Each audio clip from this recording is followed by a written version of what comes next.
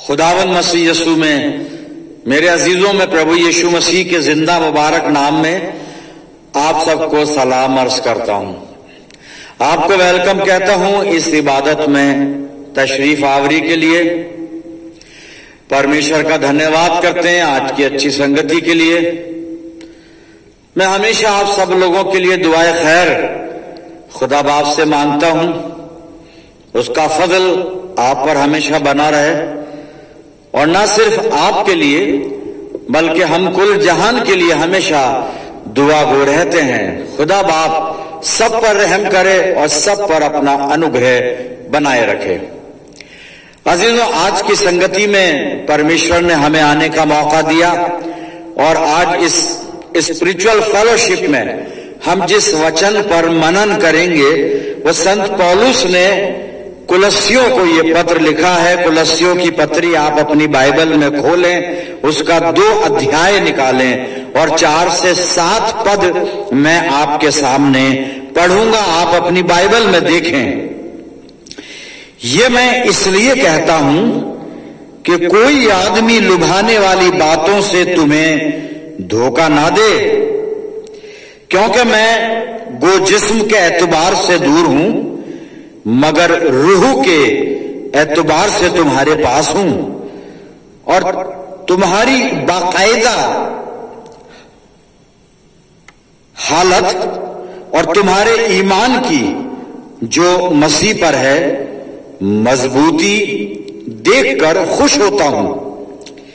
बस जिस तरह तुमने मसीह यीशु खुदावन को कबूल किया उसी तरह उसमें चलते रहो, और उसमें जड़ पकड़ते और तामीर होते जाओ, और जिस तरह तुमने तालीम पाई उसी तरह ईमान में मजबूत रहो, और खूब शुक्रगुजारी किया करो। खुदावन की बरकत उसके पाक कलाम के पढ़े जाने और सुने जाने पर हो, आमीन। आइए दुआ करें।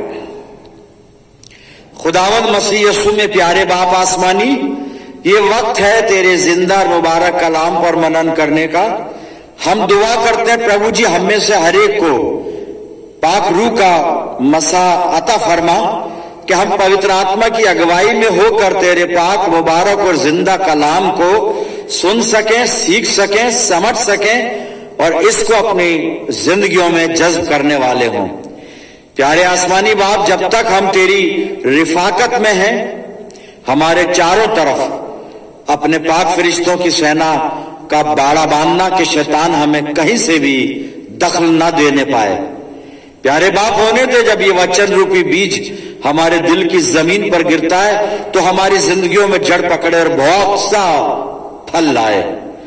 प्यारे बाप आसमानी, जब हम तेरी वेदी पर से उठकर अपने घरों को रुखसत होते हैं तो उससे बहुत सी रूहानी बरकत लेकर जाने वाले हों। पिता परमेश्वर अपनी जिंदगियों को हर तरह से तेरे अधिकार में देते हैं, और ये प्रार्थना तेरे प्यारे पुत्र और अपने उद्धारकर्ता और जीवन देने वाले खुदावन यीशु मसीह के जिंदा और मुबारक नाम के वसीले से मांगते हैं। सुन और कबूल कर ले, आमीन। अजीज में एक बार फिर परमेश्वर का धन्यवाद करते हैं इस अच्छी संगति के लिए, इस मुबारक वक्त के लिए कि हम परमेश्वर के कलाम पर मेडिटेशन करने को तैयार हैं। प्रभु ने पवित्र आत्मा की अगुवाई हमें प्रदान की है। पाक रूह हर तरह से हमारी हिदायत के लिए तैयार है।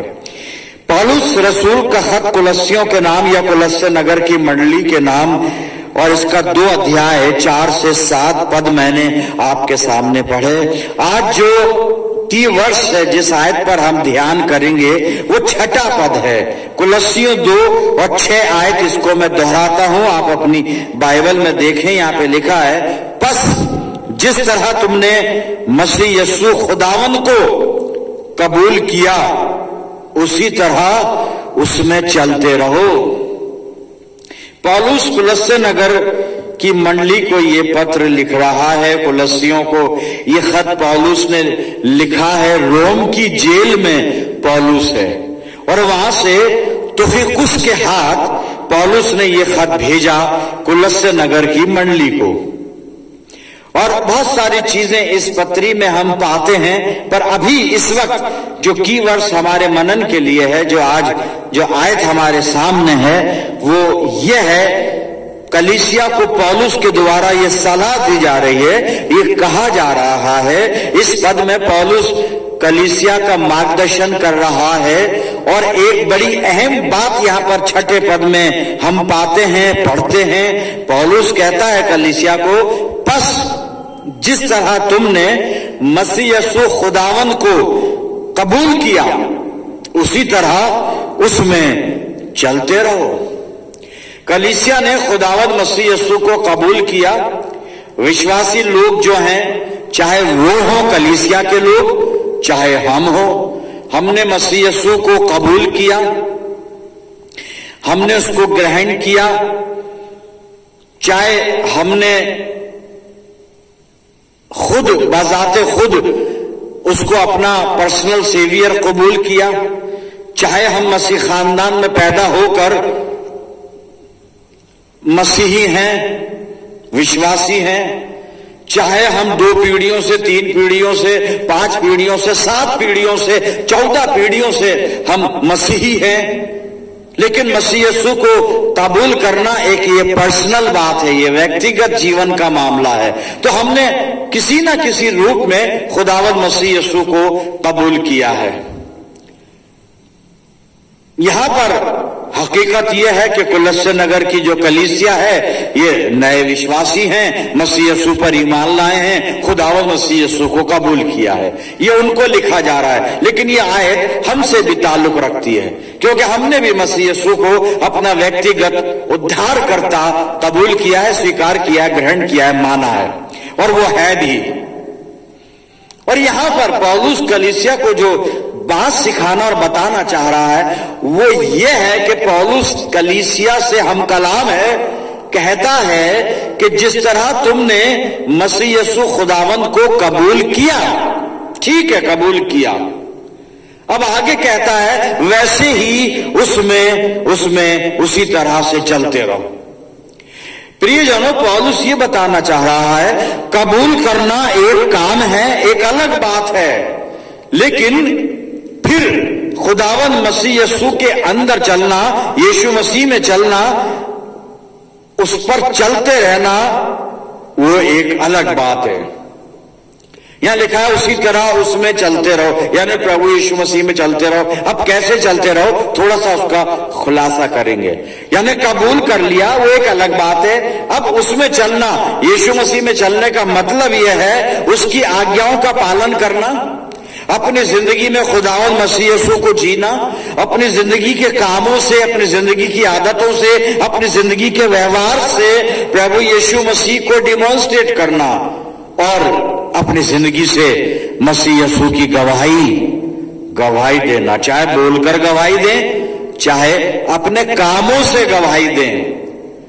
बोली हुई गवाही इतना असर नहीं रखती, कोर्ट में रखती होगी, हम परमेश्वर के राज्य की बात कर रहे हैं, तो मुंह से बोली हुई गवाही वो इतना असर नहीं रखती जितना हमारे कामों को देखकर, हमारे व्यवहार को देखकर, हमारे चाल चलन को देखकर लोग प्रभु यीशु मसीह को पहचानते हैं। और इसीलिए पौलुस चलने की बात करता है। उसने ये नहीं कहा कि जैसे तुमने मसीह यीशु खुदावंद को कबूल किया वैसे तुम्हारी गवाही हो, वैसे तुम्हारा वचन प्रसारण हो, तुम्हारे भाषण हो, तुम्हारे सरमन हो, नहीं। उसने कहा चलते रहो उसमें, यानी तुम अपनी आदतों से खुदावंद मसीह यीशु को दर्शाओ, उसकी आज्ञाकारिता के द्वारा प्रभु यीशु मसीह को अपने जीवन से दर्शाओ, अपने जीवन के कामों से, आदतों से प्रभु यीशु मसीह को दर्शाओ, उसका प्रगटीकरण करो, उसको जाहिर करो लोगों पर। ये गवाही तो कलीसिया को कहा जा रहा है कि जिस तरह तुमने मसीह यीशु खुदावंद को कबूल किया, उसी तरह उसमें चलते रहो। इस्राएलियों को भी परमेश्वर ने यही कहा था कि तुम मेरी आज्ञाओं पर चलना, तुम मुझ में बने रहना, तुम मेरी संगति में बने रहना, तुम व्यवस्था का पालन करते रहना, अर्थात मुझ में चलते रहना। आज जब ये पद पौलुस का हमारे सामने है कि वो कलीसिया को कह रहा है कि जैसे हमने यीशु मसीह को ग्रहण किया, कबूल किया, उसी तरह उसमें चलते रहे। हम कैसे चल रहे हैं प्रभु यीशु मसीह में? खुदावंद मसीह यीशु को हमने कबूल किया, हम उसके लोग हैं, अनुयायी हैं, लेकिन हम चल कैसे रहे हैं ये हमें देखना होगा, अपने जीवनों को टटोलना होगा कि आज हम प्रभु यीशु मसीह के लोग होते हुए किस तरह से चल रहे हैं।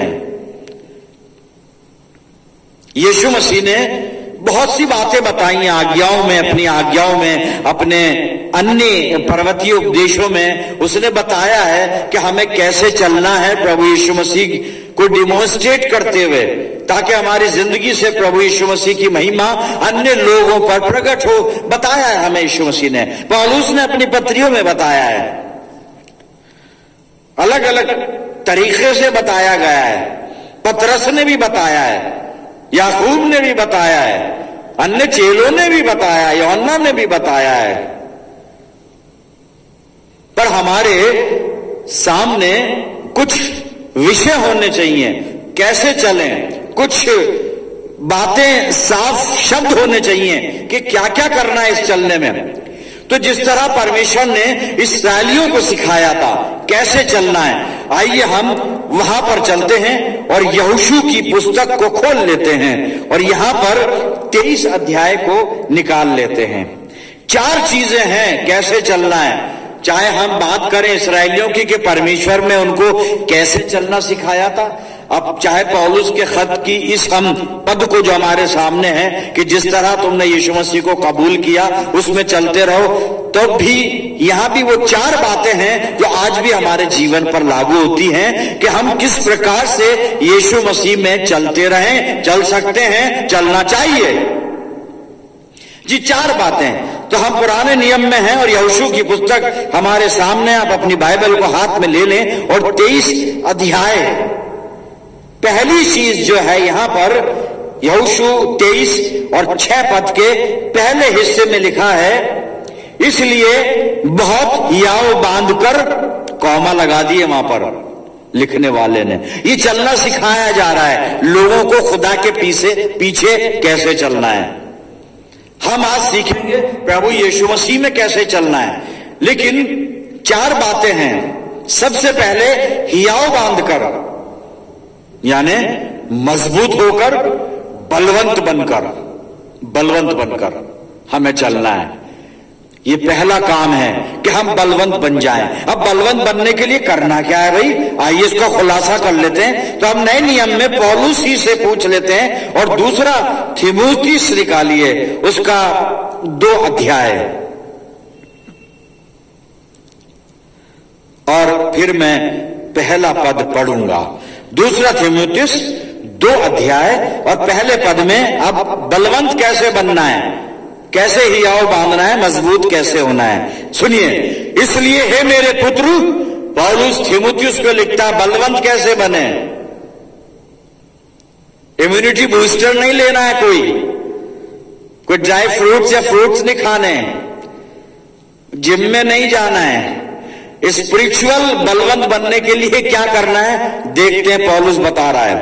दूसरा थिमुथियुस 2 अध्याय पहला पद, इसलिए हे मेरे पुत्र, तू उस अनुग्रह से जो मसीह यीशु में है बलवंत हो जा। यीशु मसीह का अनुग्रह हमें इस्तेमाल करना है। जो फजल यीशु मसीह ने मुझ पर किया है, मुझे उस फजल में स्थिर रहना है, तब मैं बलवंत हो जाऊंगा। प्रियजनों, पहली बात, यीशु मसीह में चलते रहो, सबसे पहले बलवंत हो जाएं। बलवंत कैसे हो? यीशु मसीह के अनुग्रह में। उसका अनुग्रह अवेलेबल है, उपलब्ध है, सिर्फ हमें जगह देनी है अपनी जिंदगी में खुदावंद मसीह यीशु के फजल को। और उसका फजल क्या है? उसकी दया, उसका प्रेम जो हम पर हुआ। और हम कौन हैं? हम वो हैं जो उसकी दया और उसके प्रेम के बिल्कुल योग्य नहीं है, लेकिन फिर भी हम पर हुआ। यह है फजल। तो उस फजल में हम बलवंत हों। दूसरी बात, दूसरी बात, फिर वहीं चलते हैं, यहोशू 23 को ही आप खोल के रखिएगा, चारों बातें वहीं से लेंगे हम और उनको समझने का प्रयास करेंगे। दूसरी बात आगे लिखा है, जो कुछ मूसा की व्यवस्था की पुस्तक में लिखा है, यानी यहोशू 23 और 6 पद सामने है, इसी में चारों बातें हैं। मैं बता भी दूंगा, आगे भी 2 बातें हैं, पर 2 बातें 6 पद में हैं। दूसरी बात, जो कुछ मूसा की व्यवस्था की पुस्तक में लिखा है उसको पूरा करने में चौकसी करना, ये दूसरी बात है। व्यवस्था को पढ़ना, कलाम को पढ़ना, उनके लिए व्यवस्था थी पहली 5 किताबें बाइबल की, हमारे लिए व्यवस्था है पूरी बाइबल। पूरी बाइबल ये व्यवस्था है हमारे लिए। हम ये ना भूल जाएं कि हम लोगों के लिए अब पुराना नियम नहीं है, जी नहीं। पुराना नियम जब तक नहीं होगा हम नए नियम को समझ ही नहीं सकते, और जब तक नया नियम समझ में ना आए पुराने नियम को नहीं समझ सकते। दोनों एक दूसरे के पूरक हैं। और पौलुस ने जब मैं कुलस्से नगर की मंडली को लिखे गए खत को, अर्थात कुलस्सियों की पत्री 2 अध्याय 4 से 7 पद शुरू में जब मैं पढ़ रहा था, उसने एक विषय लिया है कि कोई तुम्हें लुभाने वाली बातों से तुम्हारे विश्वास से भटका ना दे। और ये वही समय प्रियजनों कि लुभाने वाली बातें चारों तरफ बोली जा रही हैं आज। आप विश्वास से भटक मत जाना। सिर्फ आप एक बात पे गौर रखें कि जिस तरह आपने यीशु मसीह को स्वीकार किया, ग्रहण किया, कबूल किया, बस उसी तरह उसमें चलते रहें। अब चलने के लिए पहली चीज देखी, दूसरी आज्ञा माननीय में व्यवस्था का पालन करना है। व्यवस्था का पालन करने में चौकसी हमको करनी है प्रियजनों, चौकसी करनी है, क्योंकि व्यवस्था हमारे लिए पूरी बाइबल व्यवस्था है, परमेश्वर का वचन ये हमारे लिए व्यवस्था है। हमें आज्ञा माननीय नहीं मानते परमेश्वर के राज्य से बाहर हो जाएंगे। मैं एक हवाला पढ़ूंगा, यीशु मसीह से बातचीत करते हैं। आइए मत्ती 7 और इसका 21 पद सुनिए। आज्ञा मानना, वचन का पालन करना, यीशु मसीह में चलना है, वचन का पालन करना पड़ेगा आपको।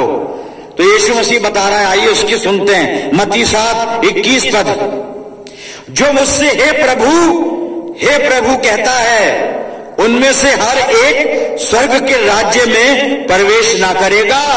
हे प्रभु कहने से स्वर्ग नहीं मिलेगा। जो यहोशू कह रहा है ना कि परमेश्वर ने कहा मेरी आज्ञा मानना, वही मसीह यीशु कह रहा है। क्या कह रहा है? फिर से पढ़ता हूं 21 पद, जो मुझसे हे प्रभु कहता है उनमें से हर एक स्वर्ग के राज्य में प्रवेश ना करेगा, परंतु वही जो मेरे स्वर्गीय पिता की इच्छा पर चलता है। और उसकी इच्छा उसकी व्यवस्था, ये व्यवस्था उसकी इच्छा। हमें वचन का पालन करना पड़ेगा प्रियजनों। तीसरी बात, उसी तरह उसमें चलते रहो, यीशु मसीह में चलते रहो। वहीं चलते हैं, यहोशू 23 में फिर देखते हैं। अब यहां पर तीसरी बात में जो विषय लिया गया है, यहोशू 23 7 पद, इस 7 पद को आप नोट करें और बाद में पढ़िएगा। इसमें जो कहा जा रहा है वो ये है, अलग रहना, अलग रहना, no compromise with other faith, अलग रहना। और अलग रहने के लिए नए नियम में पौलुस भी कहता है, और पौलुस जो कहता है वो प्रियजनों रोमियो की पत्री में कहता है। और रोमियो की पत्री में क्या कहा जा रहा है? रोमियो और 12 अध्याय और 2 पद सुन लीजिए, अलग रहने की बात क्या है सुन लीजिए, आप समझ जाएंगे। और वहां पर यहोशू 23 और 7 इसको जरूर पढ़िएगा आप, वहां बहुत अच्छी तरह लिखा हुआ है। लेकिन दुख की बात यह है कि हम में से बहुत से हैं जिन्होंने कलाम की इस बात को निगलेक्ट कर दिया। अब आप सुन लें, रोमियो 12, अलग रहना क्या है? 2 पद, इस संसार के सदृश न बनो, परंतु तुम्हारे मन के नए हो जाने से तुम्हारा चाल चलन भी बदलता जाए, जिससे तुम परमेश्वर की भली और भावती और सिद्ध इच्छा अनुभव से मालूम कर सको। अलग रहना, एक चीज और नोट कर लें, बाद में पढ़िएगा, दूसरा कुरिन्थियों 6 अध्याय 14-15 पद, आप समझ जाएंगे अलग रहने का मतलब क्या है। विश्वासी का अविश्वासी के साथ कोई मेल नहीं है भैया, कहीं भी किसी भी तरह से। तो ये है तीसरी बात, अलग रहना। और चौथी बात यहोशू जो सिखा रहा है कि कैसे हम यीशु मसीह में चलें। वहां पे इस्राएलियों को सिखा जा रहा है कि कैसे खुदा में चलें, परमेश्वर में चलें। हम बात कर रहे हैं कलीसिया की कि कैसे मसीह यीशु में चलें। तो चौथी बात या चौथी टिप जो है वो है प्रभु में लीन रहना। मैं पढ़ देता हूं यहोशू 23 और 8 पद। परंतु जैसे आज के दिन तक तुम अपने परमेश्वर यहोवा की भक्ति में लवलीन रहते हो, वैसे ही रहा करना। उसकी भक्ति में लवलीन रहना, प्रभु में लीन रहना। प्रभु में लीन रहना मेरे प्रियजनों। कैसे रहना? अब लीन कैसे रहें? अब दुआ में बैठे तो हैं, इबादत में आ तो गए, इससे आगे बात है। आइए प्रेरितों के काम और इसका 11 अध्याय देखें, यहां क्या लिखा जा रहा है। प्रेरितों और 11 अध्याय सुन लीजिए, मैं जल्दी से पढ़ देता हूं। प्रेरितों 11 अध्याय और 22-23 पर सुनिएगा। जब उनकी चर्चा यरूशलेम की कलीसिया के सुनने में आई तो उन्होंने बरनबास को अंताकिया भेजा। अंताकिया में कुछ विश्वासी हैं और बरनबास को वहां भेजा गया है। अब सुनिए, बरनबास वहां पहुंच के क्या कर रहा है। वो वहां पहुंचकर और परमेश्वर के अनुग्रह को देखकर आनंदित हुआ और सबको उपदेश दिया कि तन मन लगाकर प्रभु से लिपटे रहो। यह है प्रभु में लीन होना मेरे अजीज। हम अपनी जिंदगियों को टटोलें। हम जो यीशु मसीह को ग्रहण किए हुए लोग हैं, हमने उसको कबूल कर लिया, चाहे कभी भी किया हो, पर्सनल अपने जीवन में किया हो सकता है मैं 4 साल पहले कन्वर्ट हुआ, हो सकता है मैंने तो मसीही परिवार में जन्म ही मसीह परिवार में लिया, हो सकता है कि मेरे पापा भी विश्वासी हो, दादा भी विश्वासी हो, पर दादा भी विश्वासी हो, 7 पीढ़ियों से विश्वासी हो, सब ठीक है। बात है व्यक्तिगत कबूलनामे की। तो हमने कबूल किया है, तो कबूल तो किया है, कबूल करना एक अलग चीज, अलग बात है। भाई मैं मसीह परिवार में पैदा हुआ था, बचपन में संडे स्कूल में बिठा दिया लाके, जब थोड़ा समझदार हुआ चर्च में लाया गया परिवार के द्वारा, पेरेंट्स के द्वारा, चर्च में आने की आदत पड़ गई, बाइबल भी पढ़ता हूं, दुआ भी करता हूं, अजी प्रचार भी कर लेता हूं। ये तो है कबूल करना। लेकिन क्या मैं यीशु मसीह में चलता हूं? क्या उसकी आज्ञाओं के अनुसार अपने जीवन को व्यतीत करता हूं? क्या मेरे चाल चलन में प्रभु यीशु मसीह नजर आता है? क्या मेरी आदतों में प्रभु यीशु मसीह नजर आता है? अगर आता है तो यह है यीशु मसीह में चलना। 4 बातें देखी हमने यहोशू 23 में, क्या क्या करना है। पहली चीज हमने देखी थी हियाव बांधना है, बलवंत होना है, आत्मिक बलवंत होना है। दूसरी चीज हमने देखी थी आज्ञा माननी है, परमेश्वर के वचन को अपने जीवन में मानना है, इसका पालन करना है अपने जिंदगी में। तीसरी चीज देखी थी हम अविश्वासियों के साथ कोई कंप्रोमाइज ना करें, किसी भी तरह का, भाई किसी भी तरह का। चौथी चीज प्रभु से लिपटे रहें, तन मन लगाकर यीशु मसीह से लिपटे रहें। यही है यीशु मसीह में चलना, यीशु मसीह में चलना। पौलुस इफिसुस नगर की कलीसिया को खत लिखता है, उन्हें एक सलाह देता है, और वो सलाह हम सब के लिए भी है, आज मेरे लिए भी है, हम सब के लिए है जी। इफिसियों की पत्री 5 अध्याय 15 पद सुनिएगा। जब चलने की बात हो ही रही है तो इस पद को लेकर साथ चलते हैं। पौलुस सब कलीसियाओं को चलना सिखा रहा है। बाइबल सब पढ़ते हैं, सुनते हैं, प्रचार सुनते हैं, प्रचार करते भी हैं प्रचार भी करते हैं, बहुत प्रचार हो रहा है, बहुत लोग हैं, बहुत हैं प्रचारक। बात है यीशु मसीह में चल कैसे रहे हैं, यीशु मसीह में कैसे चल रहे हैं, कैसे चल रहे हैं। अब चलने में भी सावधानी बरतनी है, चलने में भी सावधानी बरतनी है। हाई पर 180 की स्पीड पर भी कार चला सकते हैं और 70 और 80 की स्पीड पर समझदार लोग चलाते ही हैं, चलाते ही हैं। कैसे चल रहे हैं जी? पौलुस बता रहा है कलीसिया को, इफिसियों 5 और 15 पढ़ता हूं, सुनिए। इसलिए ध्यान से देखो, इसलिए ध्यान से देखो कि कैसी चाल चलते हो। कैसा चल रहा हूं मैं मसीह जीवन में, विश्वास में, प्रभु यीशु मसीह को साथ लेकर चल कैसे रहा हूं? तो पौलुस कलीसिया को कहता है इसलिए ध्यान से देखो, इसलिए ध्यान से देखो कि कैसी चाल चलते हो। अरे पौलुस साहब, हम वैसे ही चल रहे हैं जैसा बाइबल ने हमें बताया। जी हां, वो भी चल रही थी, सुनगर की कलीसिया चल रही थी, पर चल रही थी तो क्या चल रही थी और पौलुस ने सलाह क्या दी, वो सलाह हमारे लिए भी है। जी देखिए, आइए फिर से देखते हैं। इसलिए ध्यान से देखो कि कैसी चाल चलते हो, निर्बुद्धियों के समान नहीं पर बुद्धिमानों के समान चलो। हमें बुद्धिमानों के समान चलना है, वचन का पालन करते हुए हमें बुद्धिमानों की तरह चलना है। और इस बुद्धि को हासिल करने के लिए प्रार्थना करनी पड़ेगी। अरे प्रार्थना तो हम करते हैं, दुआ हम करते हैं, हाँ दुआ हम करते हैं, लेकिन हर चीज के लिए एक स्पेशल दुआ होती है, हर विषय के लिए स्पेशल दुआ होती है, हर परिस्थिति के लिए स्पेशल दुआ होती है, हर डिमांड के लिए एक स्पेशल आस्किंग होती है।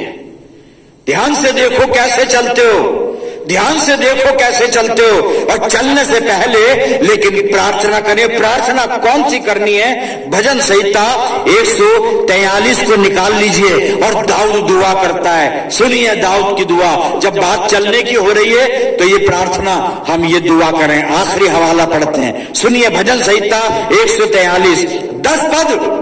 क्या दुआ करता है दाऊद? ये दुआ मैं आज करूंगा, ये दुआ हम करेंगे।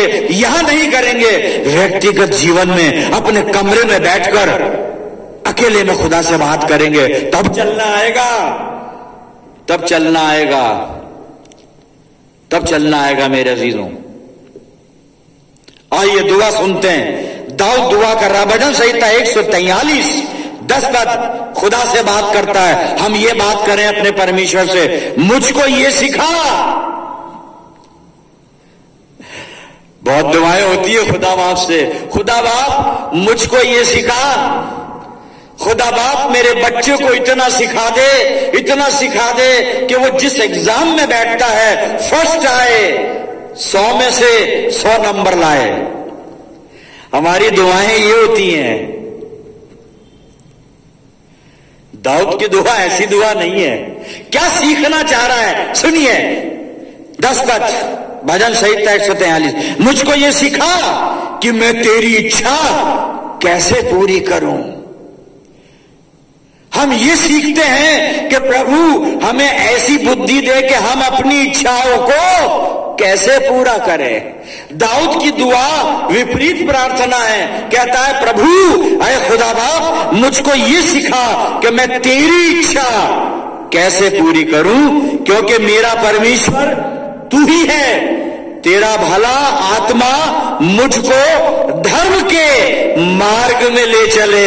जैसे तुमने यीशु मसीह को कबूल किया वैसे ही उसमें चलते रहो, धर्म के मार्ग में चलते रहो, यीशु मसीह की आज्ञाओं में चलते रहो, यीशु मसीह के अनुग्रह में, उसके प्रेम में चलते रहो, उसकी संगति में चलते रहो, उसकी पहचान में बढ़ते रहो, यानी चलते रहो। तो दुआ करें, मुझे बता खुदा बाप मैं तेरी पाक मर्जी कैसे पूरी करूं, क्योंकि तू मेरा खुदा है, तू मेरा परमेश्वर है, और तेरा भला आत्मा मुझको धर्म के मार्ग पर, धर्म के मार्ग पर लेकर चले। तुमने यीशु मसीह को कबूल किया, अब ध्यान तुम्हें देना है कैसे चलते हो। तो पौलुस कहता निर्बुद्धियों की तरह नहीं, बुद्धिमानों की तरह चलो। हम बुद्धिमानों की तरह चले। प्रार्थना हम भी करें। आइए दुआ करते हैं। खुदावंद मसीह यीशु में प्यारे बाप आसमानी, तेरा धन्यवाद करते हैं जिंदा मुबारक कलाम के लिए, जो हर कदम पर हमारी रहनुमाई फरमाता है और मसीह जिंदगी में जीने के हमें तौर तरीके सिखाता है, विश्वास में बढ़ने के लिए हमें प्रेरणा प्रदान करता है। और आज हमें ये सिखाया इस कलाम ने कि हम यीशु मसीह में किस तरह चलें। दुआ करते हैं प्रभु, हमें भले आत्मा के द्वारा सिखा कि हम कैसे धर्म के मार्ग पर चलें, तेरी पहचान में आगे बढ़ें, तेरे प्रेम में आगे बढ़ें, अपने प्रभु यीशु मसीह में चलते रहें ताकि उस मंजिल को और उस ताज को हासिल करें तो यीशु मसीह ने हर एक विश्वासी के लिए तैयार किया है। प्रभु जी, अपनी जिंदगियों को तेरे इख्तियार में देते हैं, वचन के द्वारा हमसे बात कर। मैं दुआ करता हूं जितने लोग प्रार्थना में मेरे साथ जुड़े हुए हैं, इन सब अजीजों पर तेरी शफकत, रहमत और बरकत का साया हमेशा बना रहे। और प्यारे प्रभु, हम दुआ करते हैं कि हमारी कलीसियाएं जिस तरह कलीसियाओं ने यीशु मसीह को कबूल किया है, ग्रहण किया है, उसी तरह से हमारी कलीसियाएं यीशु मसीह में चलती रहें। पिता परमेश्वर, भले आत्मा के द्वारा हमें अपनी राहों पे चलना सिखा, यीशु मसीह के पीछे चलना सिखा, यीशु मसीह में चलना सिखा। प्रभु पिता, अपना जीवन तेरे इख्तियार में देते हैं। हम सब मिलकर कुल आलम के लिए दुआए खैर मांगते हैं। परम पिता परमेश्वर, अपना सर्वस्व तेरे हवाले करते हैं और ये प्रार्थना तेरे प्यारे बेटे और इस जगत के उद्धारकर्ता खुदावंद यीशु मसीह के जिंदा और मुबारक नाम के वसीले से मांगते हैं। सुन और कबूल कर ले, आमीन। अब हमारे प्रभु यीशु मसीह का अनुग्रह, पिता परमेश्वर का प्रेम, पवित्र आत्मा की सहभागिता हम सब के साथ, समस्त विश्वासियों के साथ, हमारी सब मंडलियों के साथ अब से लेकर युगान युग तक होती रहे। आमीन।